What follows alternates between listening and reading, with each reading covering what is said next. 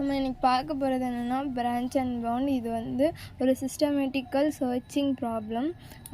இது வந்து எப்படின்னா, ஒரு பெரிய ப்ராப்ளத்தை ரெண்டாக லைக் டிவைட் பண்ணி சின்ன சின்ன சப் ப்ராப்ளம் ஆக்கி நமக்கு சொல்யூஷன் கொடுக்கும்.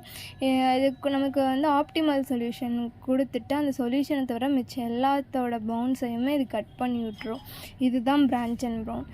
இதில் வந்து பெஸ்ட்டு சொல்யூஷன் கொடுக்குற வரைக்கும் நமக்கு ஒவ்வொரு டைமுமே இது ரிப்பீட் ஆகிட்டே இருக்கும். இதோட எக்ஸாம்பிள் என்னென்னா assignment problem, knapsack problem, travel placement problem. Assignment ப்ராப்ளம்னா என்னென்னா, அசைன்மெண்ட் ப்ராப்ளம்ன்றது அசைன் பண்ணுறது, ஜாப் அசைன் பண்ணுறது. ஒவ்வொரு பர்சனுக்கும் பர்டிகுலர் ஜாப் இருக்கும், பர்டிகுலர் பர்சன்ஸ் இருப்பாங்க. இந்தந்த பர்சனுக்கு இந்தந்த ஜாப்னு அசைன் பண்ணுறது தான் ஜாப் அசைனிங் ப்ராப்ளம்.